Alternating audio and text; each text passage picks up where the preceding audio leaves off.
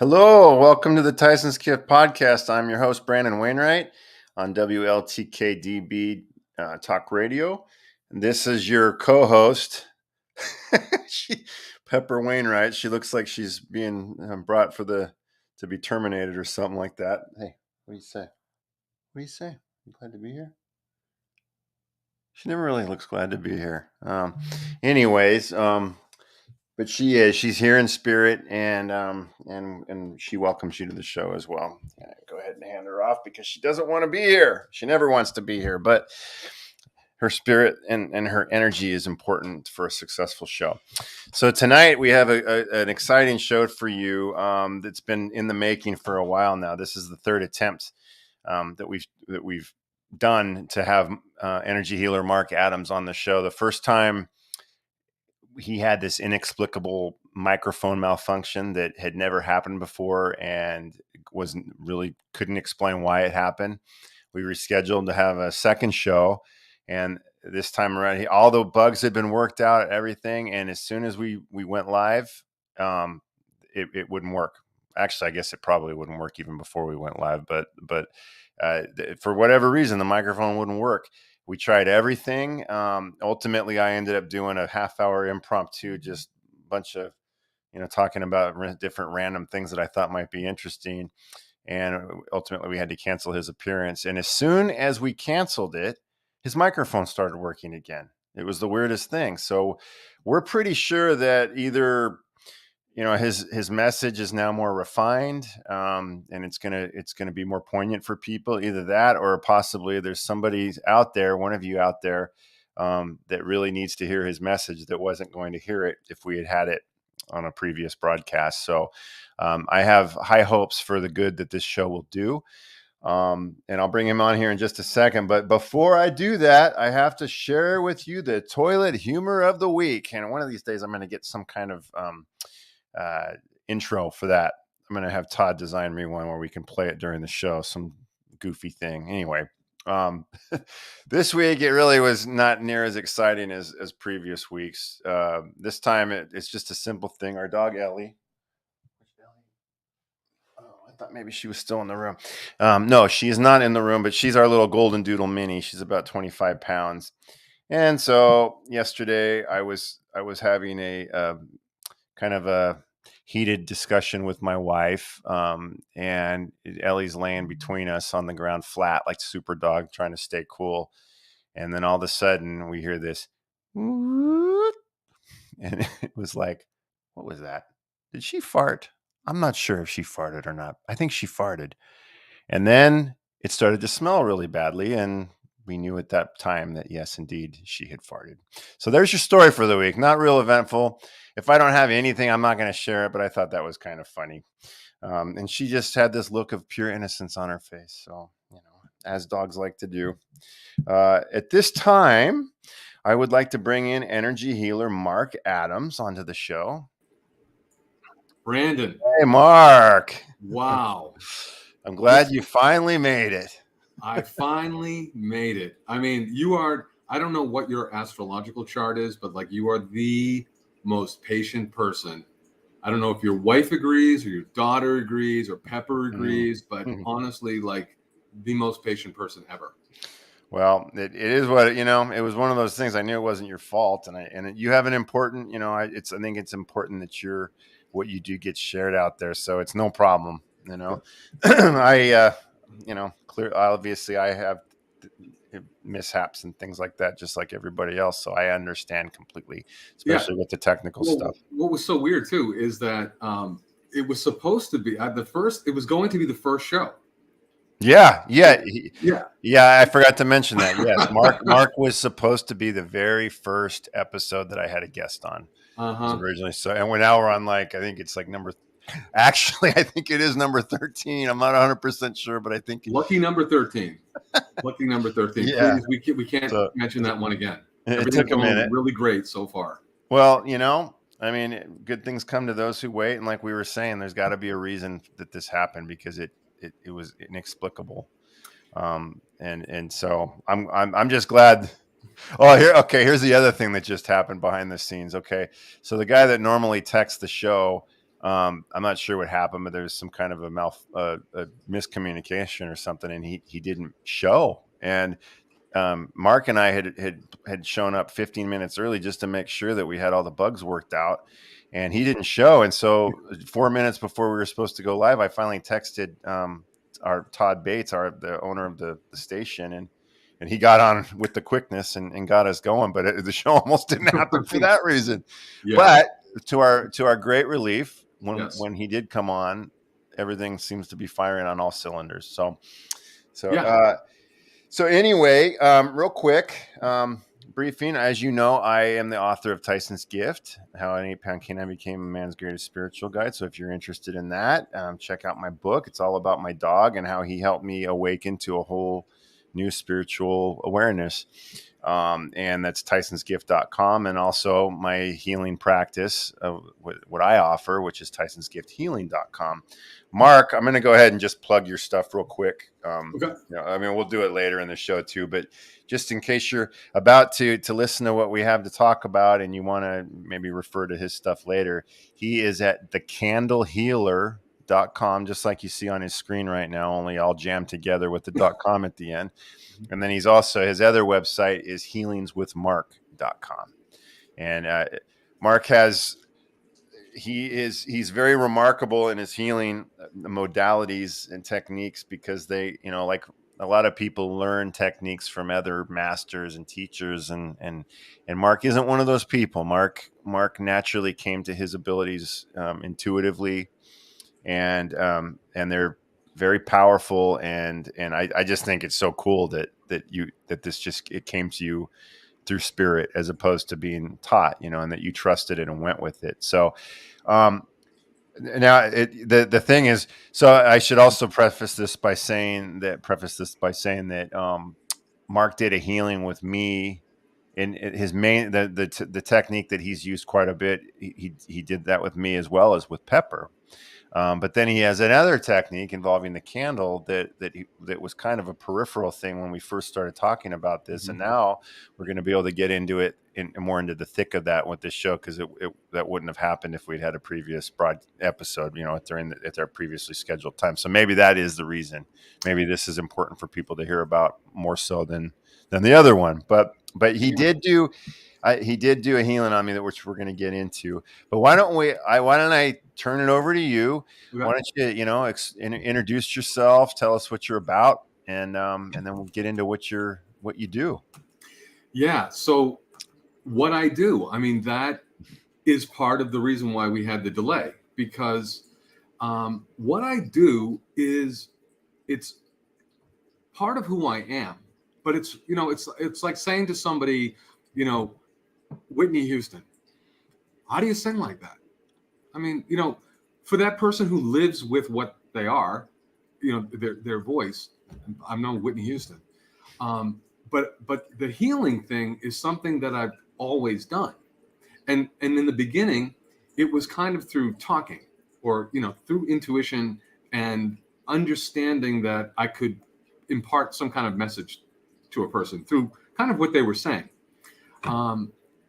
The healing via the hands was another kind of thing that was a little more challenging to really explain to people, which I feel like when the websites were first created, it didn't really tap into the nerve of what is really going on. And so in that time that we had those cancellations, I was germinating this new way of explaining something that is actually very age old, and I guess hadn't come to it. So the sites have been redesigned to become more scientific, because what I knew from the beginning, and I'm going back like 30 years ago, my goal was to bridge science with spirituality in some way, to kind of bring what we were learning from the quantum world into the ever-present spiritual world. And so it's a science of spiritualism. And there's many books, like theosophical books and anthroposophical books and stuff like that. But some of it can be so highbrow and it's so, it's conversant on so many different levels that it can become overwhelming, and it almost feels like that's for them. And how can I actually And engage? ends up kind of almost alienating a large portion of the population that might be exposed to it. Yeah. So many, many years ago, like 30 years ago, I came up with this concept. And that concept is still with me. And it's very much part of the candle healer. That concept was to bring the elements, so the primordial elements, into people's lives in a way that they could relate to them on a physical and a metaphorical level. So, for instance, the fire, I had, in a way, like anthropomorphized fire with the feeling of passion. So it's an element, but when we actually align with the element, we'll feel passion or inspiration. Whereas with water, when we are engaging with the element of water, we're tapping more into our intuition, going into the depths of our knowledge, the depths of the mysteries, etc. So that's kind of Now, are you saying that is so? Fire.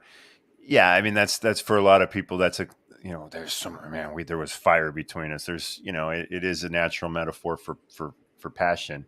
So now water is that your own personal association with intuition and that sort of thing, or is this more of a a spiritual connection it that was something. It was part of kind of like stream of consciousness that was coming in. So I worked on this site for a long, long time, writing about it and coming up with, because I love conflict resolutions as analogies. Like Eric Erickson is one of my favorite psychoanalysts in terms of explaining 8 different stages of development, each stage being its own conflict that needed to be resolved. Like trust versus mistrust is the first stage that a little baby goes through, an infant, from 0 to 2. And that's going to kind of frame the way that they approach the second stage. So did they come into the world trusting things, or do they mistrust those things? And so he has 8 different conflicts to be resolved. So I began writing on this stuff as conflict resolution. So for fire, I looked at the difference between motivation and inspiration, meaning people often conflate the two as the same, but they're really very different energetically. Yeah. So if a person feels motivated, I want them to be very, cautious and very what? I just my brain went straight to the toilet like it always does. So, Are you motivated to take a dump? Because I get motivated to take a dump usually a couple times a day, but am I inspired by it? No, not usually. Well, inspired if you've left a really great book in there to go back to. Well, that's true, but then it isn't the dump itself; it's the book. That's true. Sorry. Yeah. But I think that maybe fits into this analogy somehow. I guess it can. All right. So basically, this would be motivation. Motivation is you don't have to go, but you're going on a long road trip, and it's the dead of winter, and there are going to be no rest stops. So you're motivated to try to make something happen. Right. Versus the, I got to go. And so all right. But anyway, we'll bring it back to the clouds have cleared. Maybe. I'm feeling they're rising right now. But as he does, I did not write about that analogy. Yeah, I figured. Yeah, I did. Maybe I'll go back and rewrite. But what I did do was basically that motivation means you feel pushed, compelled to do something with someone at your back going, get it done. And you also feel the inner guilt and the inner pressure to get it done. That's not fire underneath you from a passionate, benevolent perspective. It's a fire underneath you because there's a penalty attached to getting it done. Okay. The inspiration, though, is when the person literally feels pulled. So one is pushing against, afraid of the not completing the task, or getting penalized for not having done it. The other one is like, I can't think another thought without actually doing this again because it makes me feel so fantastic. So it's a different way of understanding our energy. And subtle differences in understanding energy makes a huge difference. With the intuition, you feel, I'm not really sure about that. Intuitively, I don't really know. Versus the punch in the gut, like, hell no, I can't do that. If a person isn't connected kinesthetically with their body and reading it all the time and realizing they're getting hints and guidance from all these different places, then they're not fully immersing themselves in the gifts that we've all been given, which are the primordial elements. To me, that's the empowerment. That, in other words, we weren't just dropped off on the planet and go figure it out. Best man wins. It's like everything was already given. Like it's already trying to demonstrate every single moment of our life that we've got the wind beneath our wings. I know it's corny, right? Or we've got the fire in the belly. Another corny, but we'll just keep with it. Or we've got the earth beneath us, the mountain that we can call right to us, that kind of thing. Or the depths of the waters revealing the mysteries all the time. And so that's how I was already approaching my healing process already. So in other words, when I would do the healing for somebody and I'd get all these impulses, when I had the one-on-one with them, which was kind of a life coaching follow-up, I was able to tap into the things that were not optimized in their wheelhouse. Maybe they're not trusting their intuition. Air represents, for me, in my thing, imagination.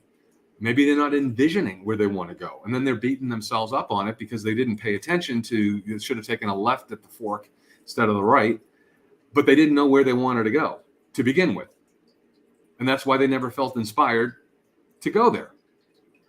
So it's like it's all of this process. And when I began actually doing the physical healing stuff, it then brought the concretization, the concrete elements, the concrete sort of understanding of what it was that I was, imparting to people by being able to see in this sort of the cross section of their life, or as I'm working with Pepper, or I was working with you, and I'm seeing these different things that may or may not be physical, could be mental, could be emotional, could be spiritual, could be interdimensional, because we are that. But it gave you a way to directly interface with the subject with regards to those concepts. And one bigger thing, and this was the thing that was missing before tonight. So a month ago, it all came together. Maybe 2 months ago, it came together, but it took a while to really write this in a coherent, really down-to-earth manner, which was about electromagnetism. Because what I do... Hey, Mark, real quick, let me stop you because we have our first comment of the night. Oh. It's been pretty mild compared to what it's... we've been getting hit with a lot of comments the past few weeks, so different subjects and things. But Aspen Hoyas says, "Hi, first time watching you guys. Thanks for going live." So you have a fan. Thanks, Aspen. Thank you for being here. Sorry, I didn't mean... So electromagnetism. Yeah, so Aspen, here you go, brother. This is how it goes. Courtney's here too. Hello, Courtney. I'm here. Just got here, she says. Yes. Thank you, Courtney.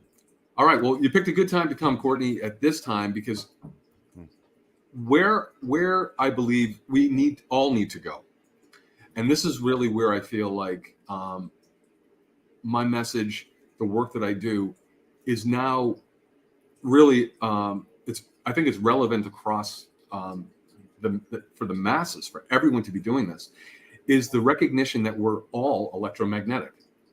Now, in some ways, we already knew that, but the reality is, more than just knowing it, we are like bioelectric, we are biomagnetic. And this planet that we live on is also bioelectromagnetic. Yeah. The sun being an electric sphere, actually thermomagnetic and thermoelectric. We've got the moon being thermomagnetic. We've got that constant push and pull with those.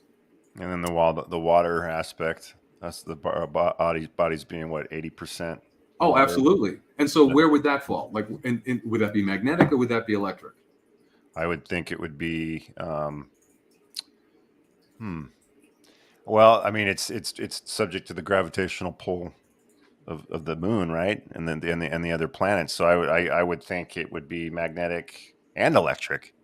Actually. Yeah, I mean, there's definitely going to be some fire and electric in there, but it is definitely the representation of the magnetic.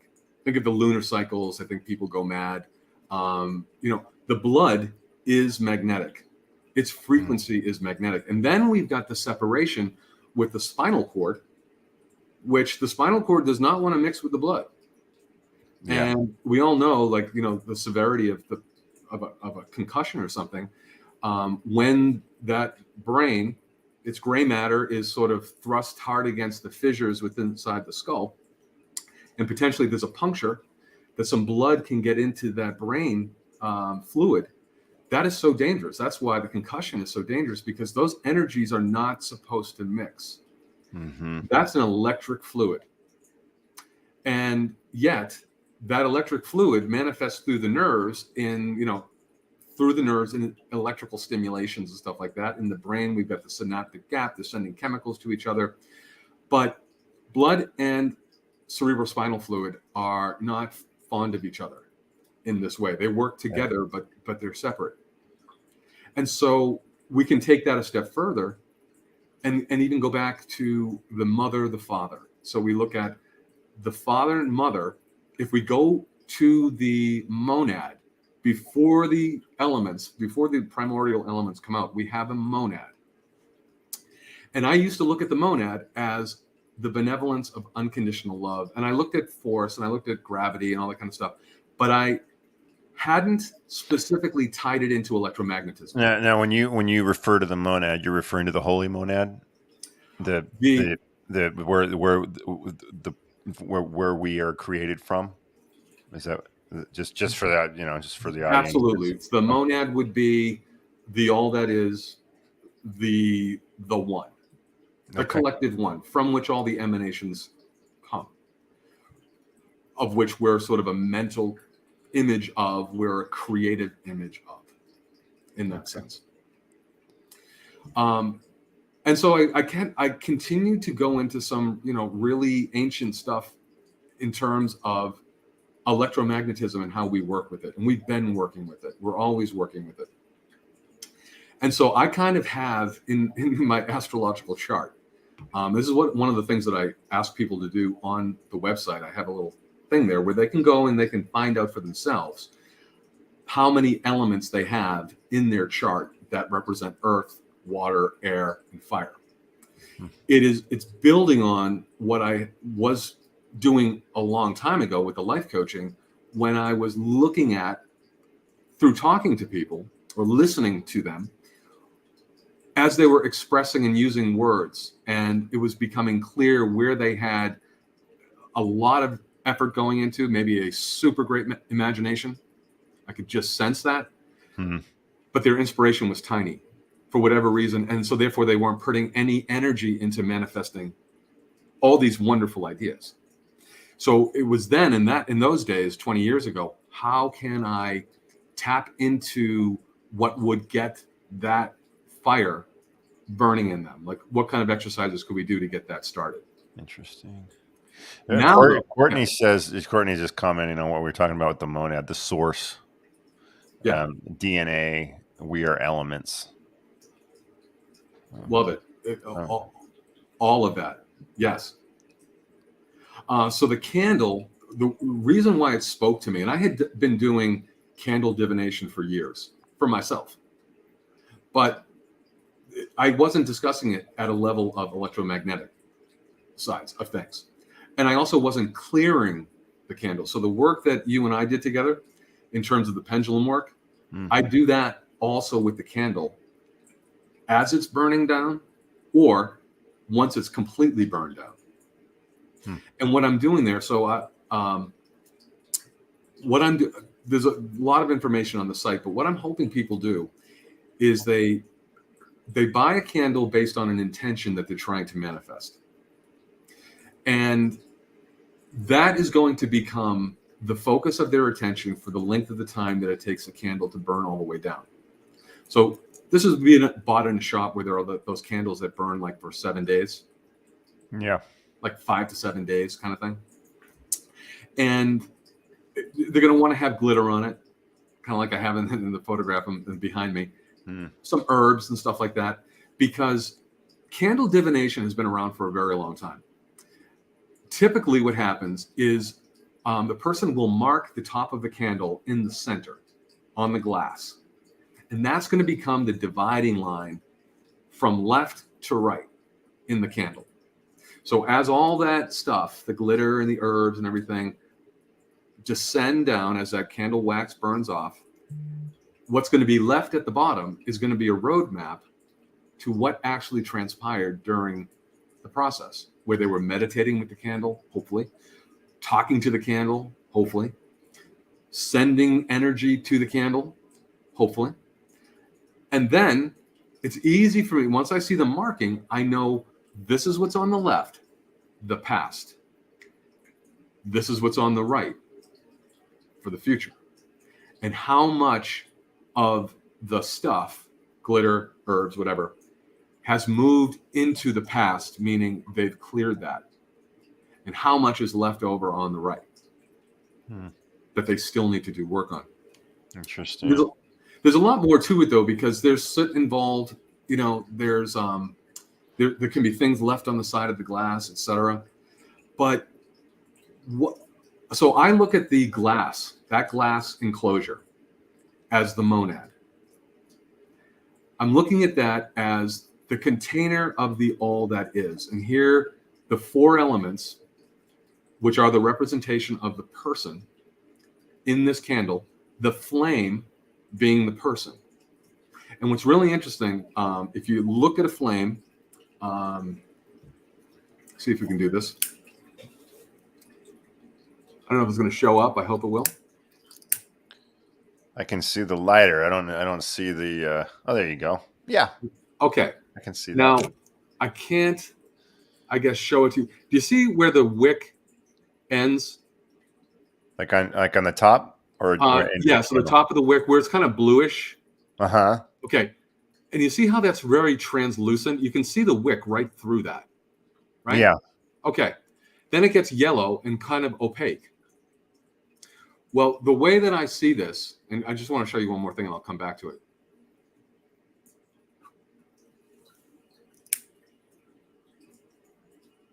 I was too late. Okay. Anyway, the area from the base of the candle to the top of the wick, you'll see it as an arc, a very translucent arc. The way that I'm interpreting this is that is you. That's your soul essence. That's the purity, your emanation from source. When you know, your original soul intent, who is you today, all of you, the fullness of you, is that translucence. Because the interesting thing about light is technically invisible. Light is completely invisible. You can't see light. So that's why the void was all dark. And that's why there needed to be light. So it's when the light emanates and shines forth on the materiality, that's how we see the objects. So that's why the beauty of the translucence is that's the purity of the soul. And then the color is an example of now it's in material form. So I want people to look at the flame. I've been places before where they've said to me, you know, people just light the candle and they leave it. And I mean, I'm not going to, you know, try to, if they don't want to understand this process, I'm not going to discuss it too much in length because that's a different philosophy. My philosophy is that this is all about gratitude and appreciation, bonding, you know, with the elements, and not just letting it, not commanding them to do the work for us, but participating with them through this process. And by doing that, actually empowering ourselves. Because we're realizing the elements actually want to work with us. They don't want to work for us.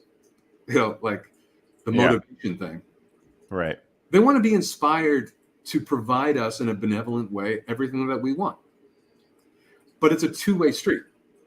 So now this gets into the theosophical stuff too, because Rudolf Steiner wrote about the elements and how one of the things that we do as beings of those elements is we will literally transmute them.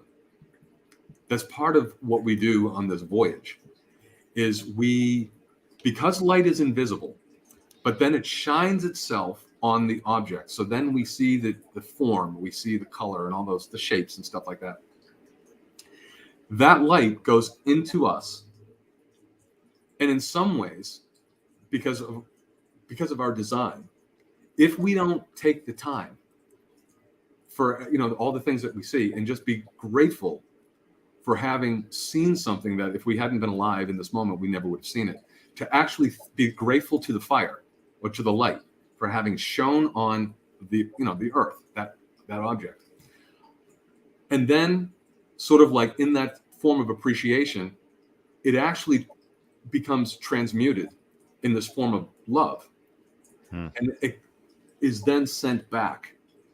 So it's almost like the elements are, in many ways, these messengers, these benevolent messengers, who that's kind of what they do. Their role is through their participation in us, because they are us and we are them. They want to come and they want to enjoy and see and then go back and then come back in and leave. But so often in a materialistic society, in a materialistic worldview, we will kind of take all that stuff in and take ownership. It's mine. Yeah. And hold on to it.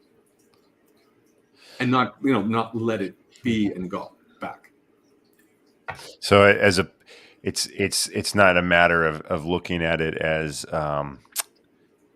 where you're getting insight, you're getting healing. It's a matter of you literally are in partnership with these elements. You are helping them as they're helping you, not just looking at it as a one-way street. That's that who was it? Oh, actually, Amara, who I had on my show a couple of weeks ago. She's a spiritual teacher I've worked with quite a bit, and she was talking about like the concept of channeling, and you're bringing it through, and you're just this pipe, right? Or the hollow bone, or whatever you call it. Well, she said, I used to look at it like, speaking from her point of view, I used to look at it like that, but the reality is that it's not that you're a channel, you're a partner. You're assisting, and you're participating in the delivery and bringing that love and light to the person that you're trying to help. And it's not just, I mean, you are ultimately, that power is coming from spirit through you, but you are indeed a part of the process. And the energy and the intention that you bring to the process is key to the quality of it, how successful it is, the difference between a low grade metal versus gold, for example, kind of like that. Mm-hmm. But I think, that concept of partnership and gratitude is key in every modality that somebody participates in, whether it be Reiki, candle healing, psychic mediumship, all of it. It's that intention is the most important part. Yeah. For any of us that do this work, like, it's such a learning experience for us, and we get as much. That's for sure. Oh, isn't it? I mean, it's incredible. Yeah, on many levels too. Today, there was a woman who did this process with me. She finished it like a week ago. We decided that we would do an interview, and we did that today.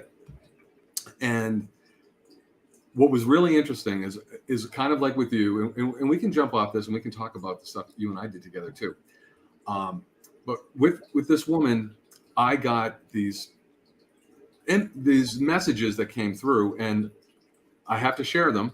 And these messages were kind of one, because I don't know where someone sits religiously, and so if I get a religious name or something, I don't know how they're going to interpret that, So one of the things that came through was Mother Mary. The other one was Kuan Yin, and then Raphael, Archangel Raphael. Those were the three very significant things that came through. And she couldn't believe that I said Mother Mary, because she felt this absolute bond with her, and she has been trying to meditate and devote time to her Hmm. specifically. Kuan Yin was someone that when she read about, she didn't know anything about Kuan Yin really. But because this woman is so mothering herself, it made sense to me that two very divine feminine individuals would want to come through and speak, to her to say, hey, we're here, we're working with you on this. Yeah. But the other one was Raphael. And Raphael came through so strong 3 different times, which is, and Raphael is the governor of the air element. So I told her about that, and she has been doing all this kind of breath work, which, for the air is so significant. And she had just bought a book, or was going to buy a book on Raphael. Interesting. So when we did the interview today, and it was a fairly long interview, like an hour and 45 minutes, with just talking about all different kinds of things. And then just towards the end, I noticed that she was in a green room. She had just painted the room that she was in green. Like, I think it was around New Year's. And she felt that there was some kind of archangel presence in her life, but she wasn't exactly sure who it was. And that's why she was thinking of buying this book on Raphael. But it didn't connect with me until like the last 5 minutes that she had been in this green room the entire time. And Raphael is connected to the color green. Wow. And so that was a prompting that I feel Raphael gave to me to mention to her, because it was a way for her to know, you're on point. Yeah. You are in your own way psychically intuitive, and you're doing things in advance without knowing why you're doing them. But you're doing this because you feel this. She was compelled to paint it this beautiful green, and it wasn't going to be any other color. Yeah. And to me, it was sort of like this thing, like, actually, things are coming to you, and maybe color is your way of knowing when it's arriving in your life, or what it is about that color that's significant that you maybe need to do some investigation about. It is really is amazing how, you go through. I think we can all point to things like that where there were signs given, and sometimes I think one of the keys to, I know this, everybody that's gone down the path knows that a big part is learning to pay attention to those intuitive signs, and don't be quick to dismiss these, the like you said, the color green, and then the divine, maternal energies. And a lot of people just say, whatever, it's just a coincidence, whatever. But no, it's we all can tap into those things when we're paying attention. They're not random. They're not. These are messages. Courtney made a couple more comments. Okay. Talking about the candles, she says she does what you're talking about, but she thinks what you're doing is even more interesting. And she said it's Thank you, Courtney. cool with a bunch of O's. And she's apparently, I made a funny face at some point, probably when I was drinking my I coffee. think quite often it's pretty much every 30 seconds. Yeah. And her son's name is Raphael, apparently. So Interesting. So that's significant. Yes. Yeah. Well, that's why she came in. Hey, thank you, Courtney. Yeah. See, there it is. There it is. You said someone would need to hear something, so maybe there's something, in that about Raphael working in Courtney's life in some interesting way now. Exactly. Yeah. So before we go any further into another subject, let's talk about those healings that you did.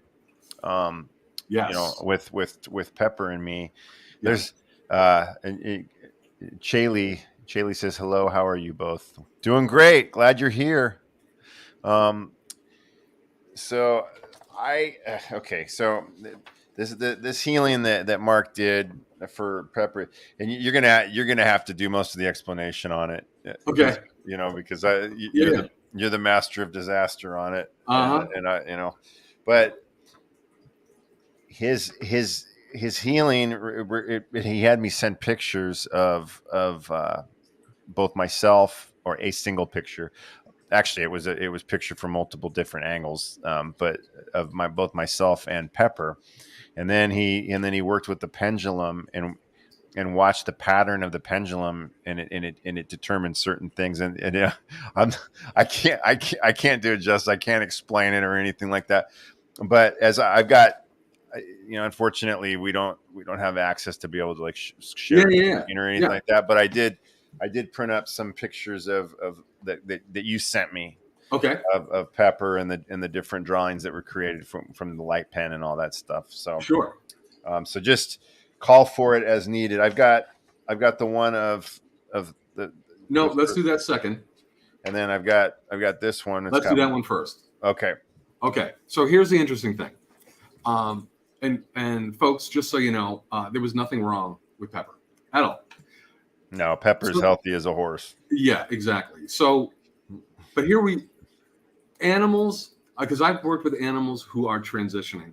Trust me, they are the same as people in the sense that they might not have the same creative faculties, that they're not planning vacations or, should they move this fund from that fund in their 401ks, but they are literally as soulful as we are.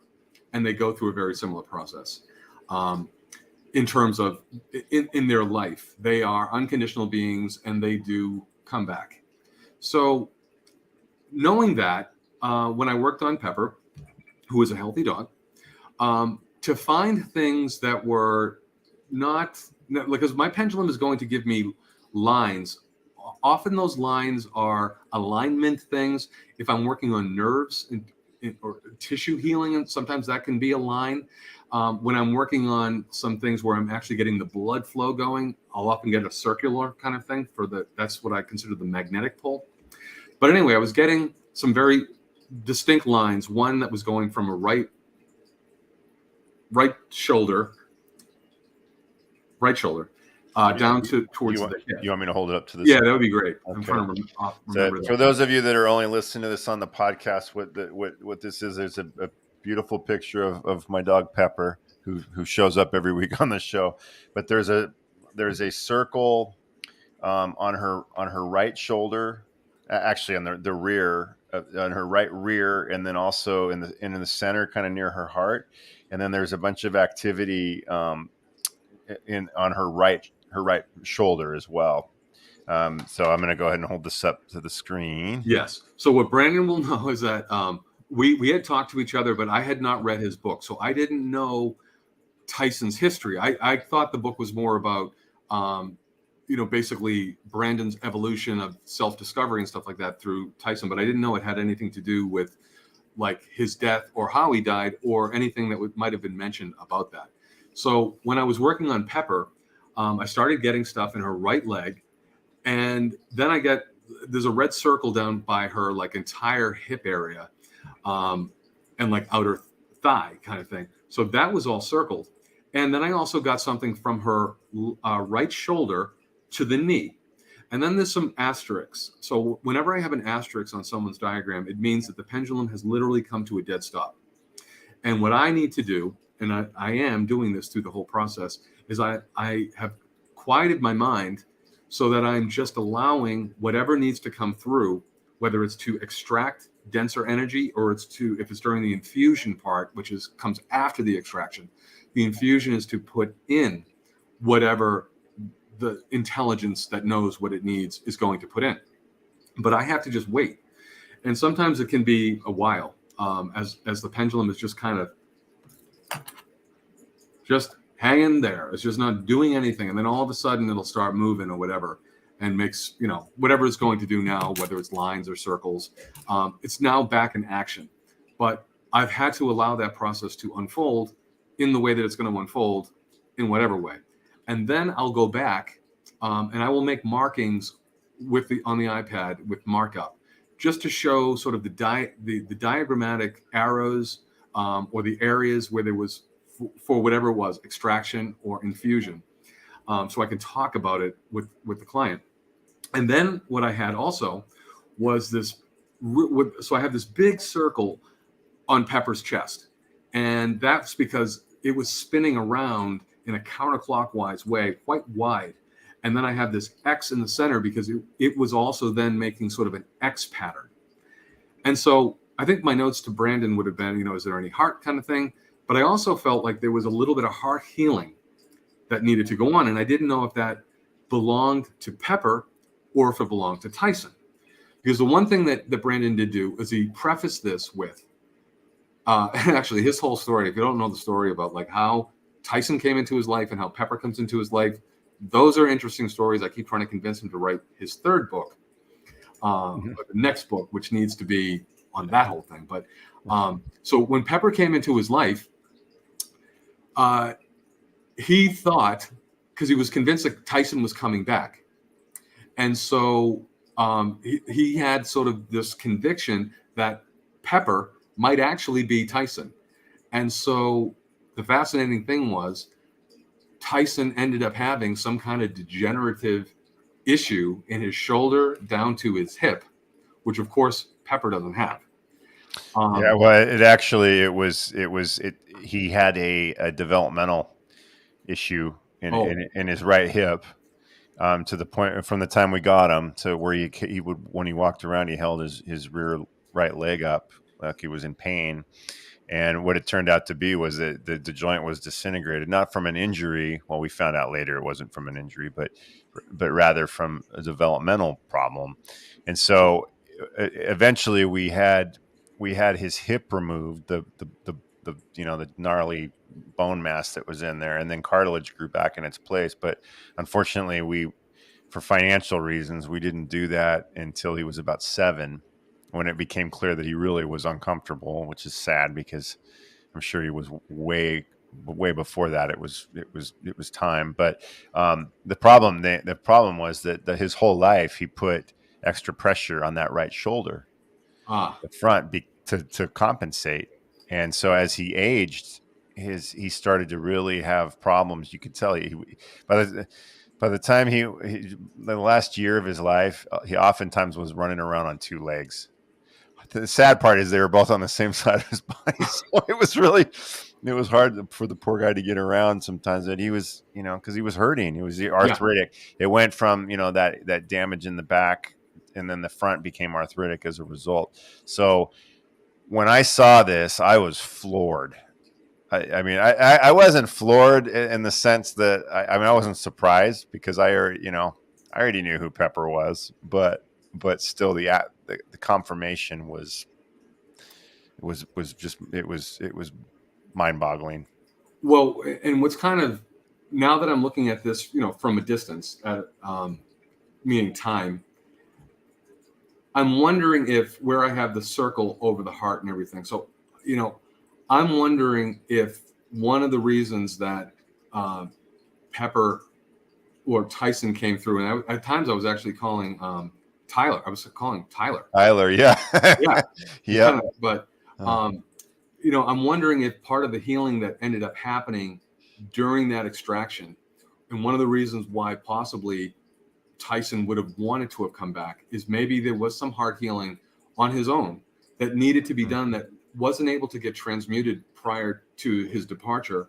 And through this commingling with, because I still, I have no idea whether it's all Tyson or whether Pepper was there's a connection between them where they allowed each other to sort of participate in this healing process. I'm just wondering if, maybe through this, whether it was a brief incarnation, just enough time to come in and have some healing done.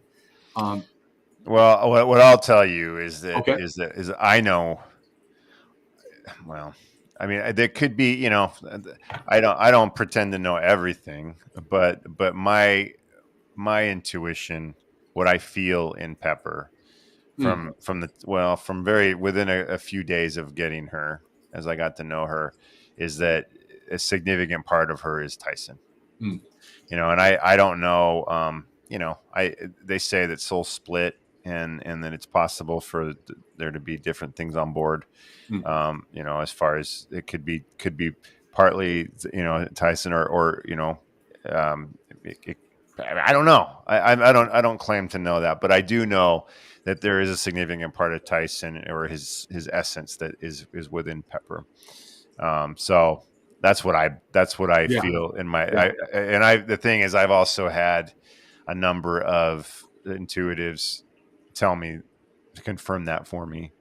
And some of them I asked, I was looking for answers to find out. And then others, one of them in particular, a friend that she's actually been on here, MP McCullough. She's an animal communicator, and she had my book, but she'd only read like a little bit of it, and the part where it gets into Pepper is in the afterword, because she came along after I'd finished the book, and the first thing I was sitting there with Pepper. She was actually doing a reading on Pepper, but she had read enough of Tyson's Gift to get an idea, to get his essence, to get his Ah, energy, yeah, right? yeah. And she took one look at Pepper and said, "Oh wow, she's got Tyson's energy." Just like that, unsolicited, So that was another affirmation. So Yeah, I mean, you've known this for sure, yeah, and it's so, yeah. but it's great to have the confirmation and because, and yeah, uh, okay, couple quick comments. Want to keep up with those. Facebook user, there's no name on it. Says type of dog. So Tyson was a Dachshund Chihuahua mix, and Pepper is a Chihuahua mini pincher mix. And they look. If you look at their faces, they're very similar. And then Lisa Silverman, who is a medium that I've worked with, and huh, she has a show, Spirits Are Talking, on also on WLTK, but we've worked together for a long time. She says hello, and that she was one of the first people I talked to about it, and she definitely believes that that P is T. yeah, the pendulum is not going to lie, and I mean, that was for you. Yeah, That So that came through basically because, I mean, this technically what it looks like is you need to get Pepper to a vet tomorrow. Like yeah. based on what I've shown you there. Based on that, Yeah, yeah. based on it. So the fact that it was in alignment with the issues that were degenerative or at birth kind of That thing. Tyson had, yeah, and Pepper is. I mean, she is. It's funny, healthy as a horse, because horses tend to not be very healthy. But Pepper is like super athletic, and she holds her own with a dog that's 2.5 times her size, and super agile. Hmm. Turns on a dime. She runs, she gallops, she does. I mean, incredibly. She's just very, very healthy, and whereas Tyson had, because of that bad hip, he had these exact issues. Yes. And the heart. My opinion on that heart thing is that I think. I mean, I don't know for sure, but I always preface it with I don't know for sure, but I believe that Pepper, that her heart, her that part of her spirit was bringing love and healing to us, to me Mhm. in particular. An emphasis there. Yeah. Yeah. Yeah. And she has, I mean, I just having her come back to me, or Tyson come back to me, her through her, it did give me a lot of healing, and it I mean, not just reconnecting Well, in a physical state, but just the peace that came with knowing that, there you go. You wanted proof? then I will say, because There it is. whenever I talk about people that have pets, and we kind of talked about this as an aside, that who chose who? Did the pet choose the person? Did the person choose the pet? It's like it's a toss up. Um, that circle with the X through it could actually be your heart, meaning letting you know that relationship was so strong that because it's letting you know like your heart is healed now. You are on the way of healing, and that's one of the reasons, the reason I came back for you, Yeah. Yeah. is to make sure that happened. Yeah. Now Yeah, I that guess I'm will going to have to do something to injure myself again, because I want her to come back another time after this one. Oh, he will. He will. All right, I have to do this one. I don't know if we'll be able to get it done, but then I did you. Yeah. Well, I let did me. you after this. And here's the thing: you're healthy too. So again, we already knew that, but yeah. So we had this alignment kind of thing, and but Do you go, have a yeah, particular one you want me to hold up? yes, definitely. This one? So yes, the one there exactly. So When I was doing Brandon, and I always have a photograph up on another screen. So I'm working on that photograph that he had sent me on the iPad. So the pendulum is literally over that photograph, and it's making all those different things. The area in the blue semicircle, the reason why Let me describe it real quick for okay. the people that are just listening. Oh, So sure. there's a picture of me standing there in the kitchen, and there's a blue line that kind of goes on my left side, on the edge of me on the left side, and then there's an X, a green X that kind of goes through my lower left, through my leg mostly.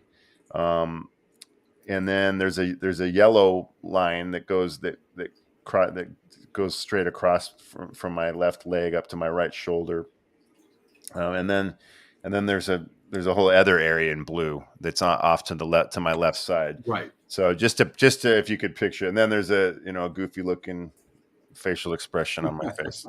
So, Yeah. Well, I'm going to concentrate right now, for the sake of time, on the semicircle off your body where I've shaded in all of that blue stuff. And I did that to emphasize how much time I spent. That is a semicircle, but the pendulum was making a giant circle going off the iPad. Half of the circle you can see, because that was on the iPad. But basically, when I tap into a person's body, I'm able to tap into the entire breadth of the person. That's why I like working with the photographs. So anyway, this was a very long time of this circular energy. And every time I was looking at Brandon's face on my other computer screen, as I'm connecting with him, talking to him, etc., I kept calling him John. And I know his name is Brandon. yeah. And this went on and on and on. So after that whole thing happened, I was texting Brandon and basically said, and by the way, who's John? So long story short, he didn't really know or remember any significant thing that could be potentially there in that area. And but then we were talking about other things. It was around Halloween, and he was remembering this song, John, John, the Bones of Skin or something. It's kind of wild. Have you seen the ghost of John? Long white bones with the skin all gone. Yes. And he sang that many times. And I was like, there's something there. There's something with this. And then Brandon started talking about, well, there was this potential ghost in my house when I was growing up, but I only saw it once, and my mother would know more about that. So Brandon and I ended up doing a show, and it was on Halloween, so it was like the right timing for this. And Brandon's mother kind of blew the whole thing out of the water because she, in her own way, is a sensitive, very much so. And she already knew about this ghost, and she had seen this ghost many, many, many times. And she figured that was one of Brandon's teachers. And she assumed it was always for Brandon because she would see this entity, which looked like he might have been in some kind of Civil War-ish kind of uniform or something like that, in Brandon's bedroom door. But Brandon hadn't even known about this either until like a couple days before the show, which was wild. So what I got from the reading, and what I was saying to him is like, this is a good, like, it wasn't a bad thing at all, but it was an attachment. And I have this thing, it's called the flower of life. If you don't know what it is, you can definitely look it up, but it's kind of like this pinwheel pattern. And it's like a part of sacred geometry. When my pendulum makes that signature over an image, it means it's done and it's sealed. And so I look at those as very significant moments. Well, after the clearing with that whole circle thing was done with Brandon, I got that flower of life a few times. So I knew whatever it was, peacefully and actually in an ecstatic way, was saying goodbye. I've moved on. Maybe could check in again, but whatever. But it had been attached to Brandon for a while. So then, during the because when I saw this thing that we nicknamed John, that was the thing, was when I saw him. I was a senior in high school, and I saw this. It was like a shadow going, and at first I thought it was a cat. I even asked asked people, my dad and my mom at the dinner table, are we cat sitting? Because I thought the way it moved, it was going from one bedroom into another bedroom down the hall from where I had a direct view of it from where I was eating dinner. And they looked at me like, no. And I said, oh, we must have a ghost. And then I said the ghost of John. And that was because of a song that we sang when I was in third grade in my third grade class. And that's where all that came from. But yeah, so I was 17 at the time. This happened when we did work together. This was when I'm still 49. So long time. Yeah. Well, the mic drop moment came when I asked your mother, well, do you still see him around the house? And that's when she said, and this is the thing that you didn't know until like a couple of days before the show. She Right. said, no, because he left with Brandon. Yeah. And it was like, There was the time when I moved out was about the time she stopped seeing him. So, and I definitely didn't know any of that. That was. And so that was one of those really profound things. And this is why I'm saying, like, it's such a blessing to have such gratitude to work with someone, because John in that moment I felt a real connection with John, even though I didn't really feel him in that way. But because I don't really look at myself as a medium in that sense.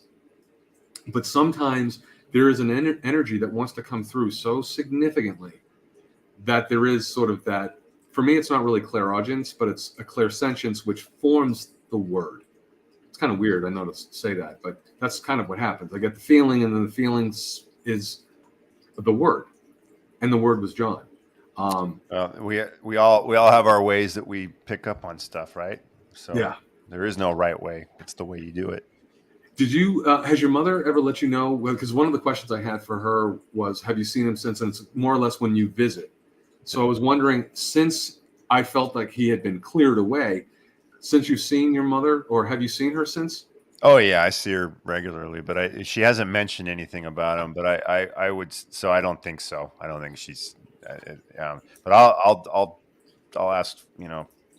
I would think she would have mentioned it to me Yeah, if she yeah, did see it, given how much it became a part of the conversation.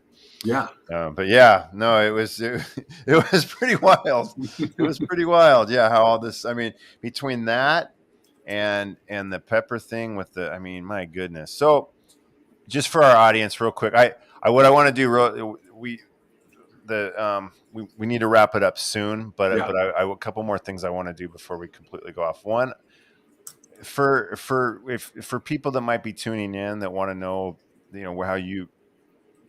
how your services could help them, can you kind of briefly just give a quick chat about how the kind I mean, they've seen examples here, but just Yeah. how you would describe that.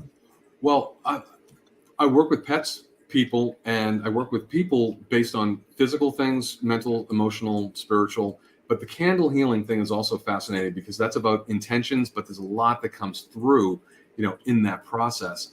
So if they're working on something and they want to actually really learn about their participation in the universe through the elements, the candle process is really fascinating. And then clearing all that stuff away, the way I view it is it is not, it doesn't mean that it's the manifestations coming tomorrow. What it does mean is that all that energetic guck that was participated by the person to push out of them is now being cleansed, transmuted through this process as I'm sending it back out to where it came from. And it's clearing sort of the way for the next iteration of whatever it's going to take for that manifestation. It could mean that it clears it out completely, but it will mean that the person can see their way maybe more clearly towards the next step they should take in the intentional process. As far as the other healing work, it's everything.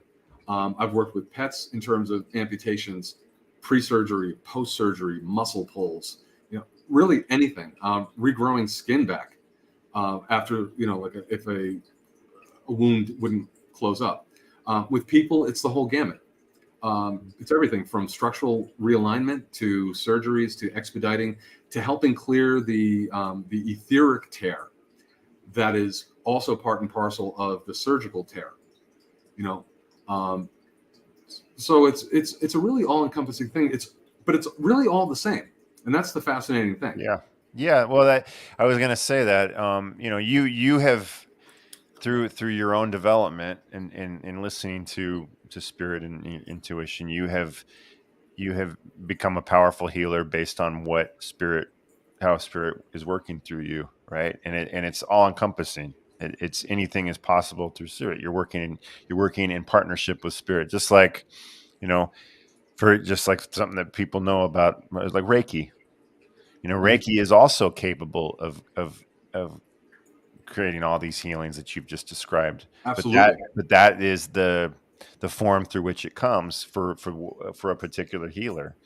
So I think for you, what's significant here is that you have developed a powerful partnership with spirit to deliver the healings that are possible.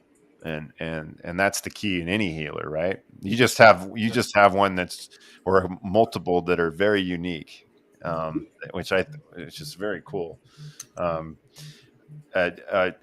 Lisa said, "Wow, love that." Trying to remember what she was talking about, but it was regarding. I think it was the John thing. Oh, the John, yeah. Yeah. Well, I mean, essentially with the candle thing, it's a teaching. It's a really great teaching tool, because the way that I'm coming from it, and I know you are too, Brandon, is I want people to empower themselves. Yeah. So I feel like I'm a brief conduit on the way. And what I'm hoping that I will do is impart some stuff. I'm sort of the train depot. Person comes in, gets a sandwich, gets back on the train. They're going towards a destination. May never take the train again. You know what I mean? Like, but I am someone who is there, like you, as people who are. We're breaking away from the medical model in the fullest sense of it, and we're helping people realize that they are energetic beings, fully empowered, sometimes weakened for whatever reason, and they just need a recharge. But they are going to help themselves over the long run. Yeah, exactly. I couldn't have said it better.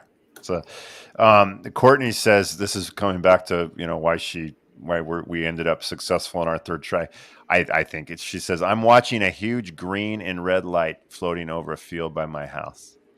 I'm talking about, this is the lady that Raphael, her my son's gosh. name as well, but my camera won't capture it. So there you go. There's another affirmation.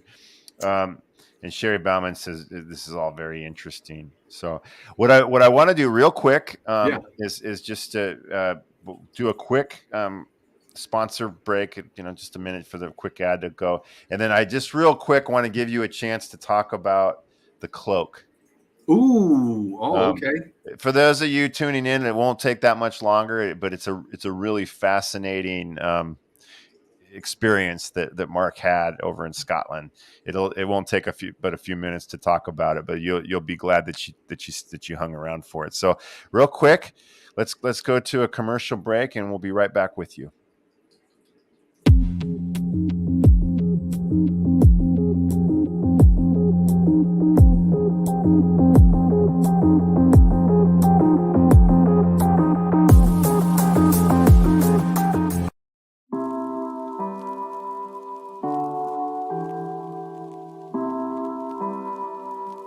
Brandon Wainwright, author of Tyson's Gift, How an 8-Pound Canine Became a Man's Greatest Spiritual Guide, and owner of Tyson's Gift Healing Arts, offers Reiki as well as color and sound modalities to anyone seeking physical, mental, emotional, and spiritual healing.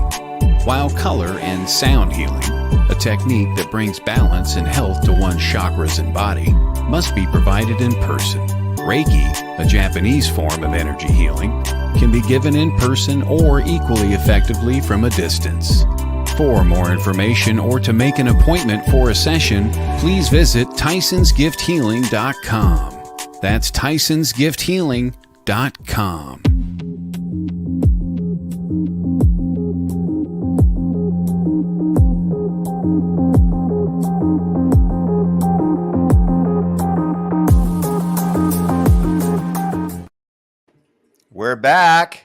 I want to thank Todd Bates, our awesome producer, for putting my ad up there. I gotta do an update on that though, because at this point I offer so much more than just the Reiki and the and the color and sound. Yeah, I so we encourage need you to. to go to my website, the TysonsGiftHealing.com. There's a lot more that I offer now. Yeah, and we need to catch up offline. So For sure. Okay. So, but I want to talk to you about an experience that Mark had in Scotland. So, Mark, go ahead, take it off. I've got pictures that I printed up of what you're going to refer to here. What I will briefly say is I'm adopted. I went on an adoption search. It changed my life. It called on every single resource, creative resource, meaning my imagination, intuition, everything that I had in me to get through and endure a 25-year hell, literally, with two different sets of families. And at a certain point, I had to draw the line, and enough was enough. And I had finished with one group, and it was time. And so I went over and I conducted the business, and I was finished with the business. And now it was literally time to just break all ties and start a whole new chapter moving forward. So I ended up going to Scotland and did a whole all this research on ley lines and stuff like that. So I was going to stay and see these ley lines, camp out on them, and I was also going to visit the Isle of Iona, reputed to be where all these Celtic kings were buried, and was technically considered the Isle of New Beginnings. It was so fitting to start there because it was all new beginnings. I ended the time in Scotland by going to this place where there were all of these standing stones. And it had been such a powerful trip in Ireland. And then to go to Scotland. So I'm holding up a picture here of, for those of you who can't see it, there's a picture of Todd at this place out in rural Scotland. You had to hike quite a ways to get out there, didn't you? Oh, yeah. Yeah. So he's standing next to some stones. And then there's two basically identical pictures or angles, although one of them shifted a little bit due to the wind. And if you look at this in the first picture, the one in the middle, Mark is sitting. I hope I didn't call you Todd, or I feel like I might have. In the middle, the middle photograph, it was taken from a remote camera that Mark had used. And then in the next image, the wind had blown it a little bit, and then he snapped it again. And I'll let you go from there, but I'm just kind of describing what it looked like. Yeah. So I was standing between these two stones. All right. So I had seen Outlander, and how Outlander, the protagonist in there, puts her hands on these standing stones and she falls through and everything. So I thought it would be kind of cool to be between these standing stones. Now, these were powerful, powerful stones. As a matter of fact, the one large stone that's behind me, I had put some of my own crystals that I traveled with on top of that, on top of the stone, and literally one of them disappeared. It was told to me before, like later after this, that was a portal. And here I am, I shouldn't have been, standing between them technically in that way. But the photograph over to the right, I didn't see until I got back. But basically, I was standing in front of, there's an image on the far right of that picture, and you can see my hand and the little remote control that I was snapping photographs with. So I had stepped out from between the standing stones, and now I got into another position, and I'm just taking photographs. And that's when I noticed that there was this figure wearing this absolutely beautiful green cloak, which almost looks feathered down at the very bottom. You can see that the tatterings of of whatever this fabric is blowing. I'm going to hold up. I've got another image. Okay. It's just that. Yeah. And so my jacket and the little remote control is over next, like sort of to the left of that cloak. And you can see how smooth the cloak is. With a close-up image of it, it has got a beautiful black kind of streak going down the cloak. You can see the high collar. And there was this rock that's literally directly behind that cloak that looks like this cave drawing of a pregnant woman. Now, there are no red rocks there. Those stones are all some kind of like slate-ish kind of stone. I don't even know, flagstone. I'm not sure what that material is, but it wasn't a red granite with an etched carving like that on there. And so I realized that I was in the presence of something extremely powerful. And when I was over there asking for my next steps, and I, because that was going to be the last stop in Scotland, apparently the request was heard and something showed up. I don't know what it is, even to this day. I haven't spent any time trying to meditate or connect with whatever that was. But that entity was extremely real. And to know that I was standing in front of it, but it was invisible. And that's sort of that interesting transdimensional nature of this holographic sort of universe that we live in. Yeah. It appeared for a moment, deliberately to get caught on camera, but clever enough so that it would have to remain a mystery. Yeah. But it's so real, though. I mean, you can see the texture. Yeah. To it. I mean, it is. It's beautiful. And that's where, you know, people like Lisa, for example, you know, she can see. Lisa would have seen it. If Lisa was standing there with you, she would have been able to see it. And she, by the way, she comments portal vibes for sure. Oh wow. And wow, totally see that with regards to, you know, with the cloak and everything. But yeah, I mean, this is an actual photograph of a spirit. I mean, not just like a weird energy, you know, shift or some lines or a distortion or something. I mean, you can see fabric here. and so, you know, I'll just give an example. What you experienced there were actually, you know, of course somebody could say, oh, come on, that's fake. So you had somebody stand there and you snapped it. Well, you know, you're going to think what you're going to think about it. But if you take this at face value, which I do, I don't know why you would lie, Mark. I don't know why you would, you know. Actually, let me just tell you about that too. So when I took that photograph, the camera, so I was like, I wasn't taking a picture of I was just kind of snapping photographs. The wind picked up like it was a storm coming, and it literally moved my camera where it would pick up a little bit. Exactly, because I could see the camera vibrating, you know, the on the little tripod thing that it was on, and it moved over like this as I'm just going to snap. Yeah. So it moved that camera. So I don't know what its message was. All I know is that was in 2018, and I kind of made a decision from that point forward, because the next year was a trip to Egypt. And that was an absolutely, and I went by myself, absolutely profound, life-changing trip on what happened there. So the Isle of New Beginnings was the commitment to embrace healing in a way that I put my name out there, because I wasn't comfortable putting my name out there before and doing this. Yeah. That was the time of decision.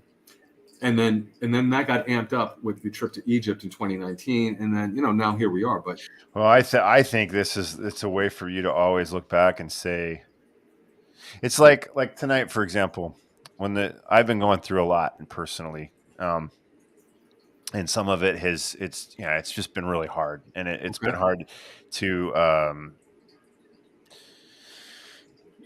just spiritually. There's just been a lot that I've dealt with, and I was, you know, in the opening crawl for the title, the credits and everything, and all the images of Tyson, I looked up and Tyson's looking back at me on the screen, and in that moment, I felt in my heart, you know, it was speaking to me like, oh no, you're doing the right thing. This is all good. It's all about the love. I'm right there with you. You know, this for you, I think, is that. You know, I'm sure you've looked back at it at times when you were feeling a little weak or not so steadfast, and that uplifted you. No, actually, you did.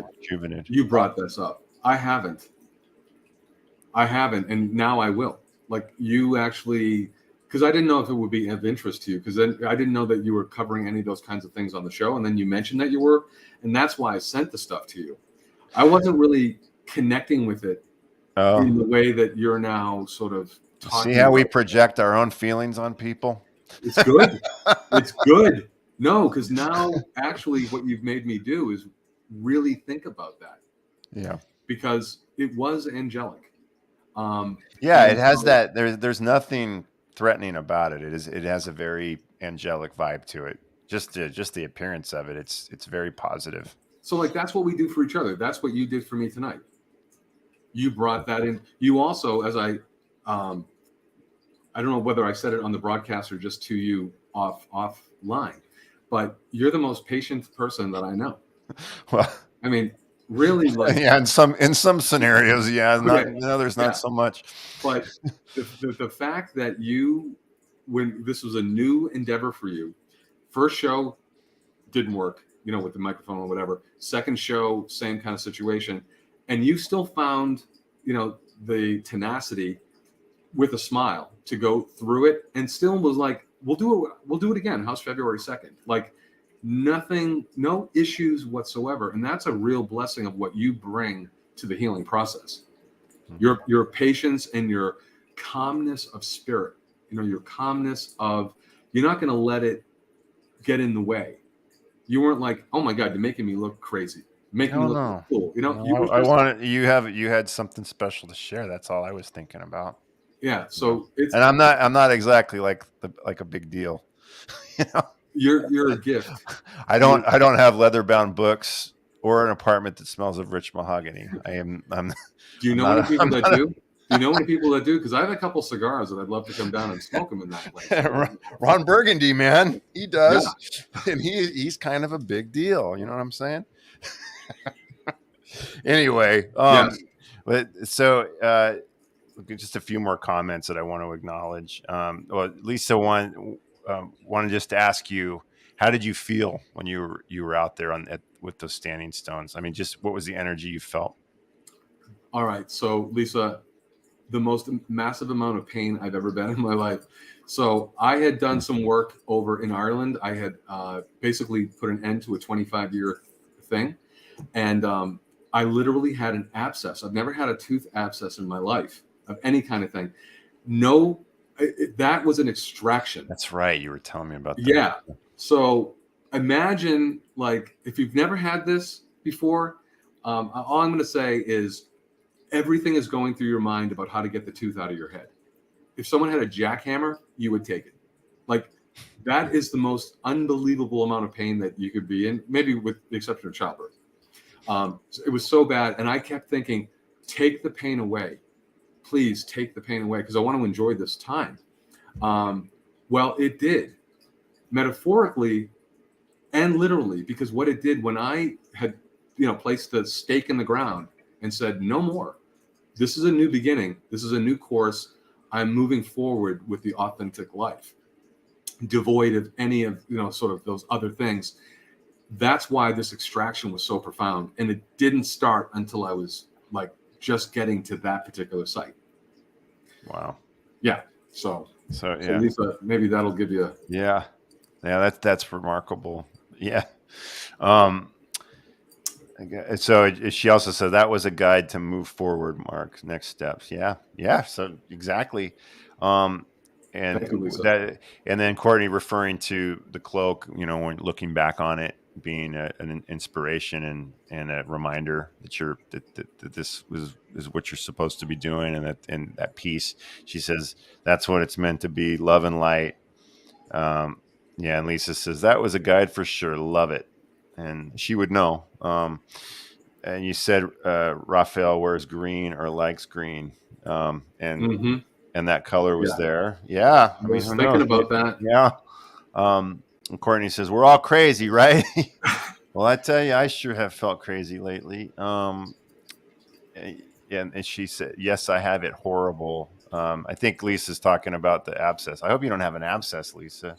And she said, Courtney says, he's so right.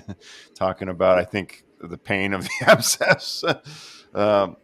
And then Lisa also says, talk about letting go of toxic crap. Very significant. Gosh. Yay for you. Powerful. Yeah, it was. And what's something that I didn't know prior to that is that teeth are organs.